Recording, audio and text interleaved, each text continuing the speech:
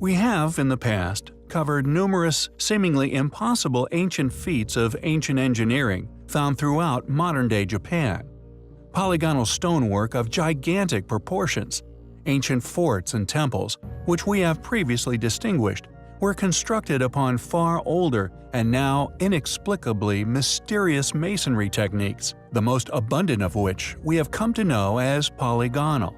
Yet, alas, due to the explanation as to how this was achieved remains elusive, thus the site is dismissed and deliberately overlooked.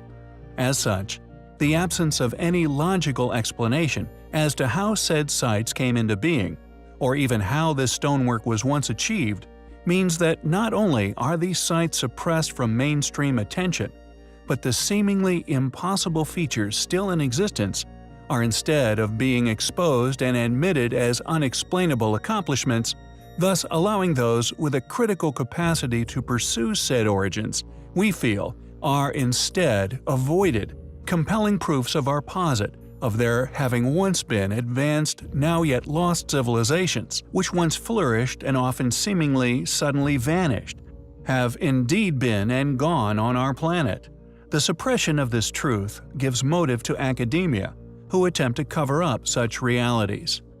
Yet, regardless of the defining purpose for this conspiracy, whether to avoid mass panic or not, we feel, it is not a valid enough excuse for this suppression, and in our opinion, we feel regardless of public reaction, we all deserve to be presented with the true reality of these ancient sites, and indeed a true account of our history. Tucked away within rural Japan is a megalith known as Ichi no Hoden. At first glance, this particular megalith looks as though it is floating in mid-air. The reason for this is due to the civilization's abrupt departure. As such, the stone has not been completely liberated from the bedrock it is still attached to. Clearly, at the final stage of excavation, the stone is literally hanging by a thread, and due to the location of the excavation and the fact that the stone itself has protected its base from erosion, the megalith has remained attached to this small seam of rock for untold millennia.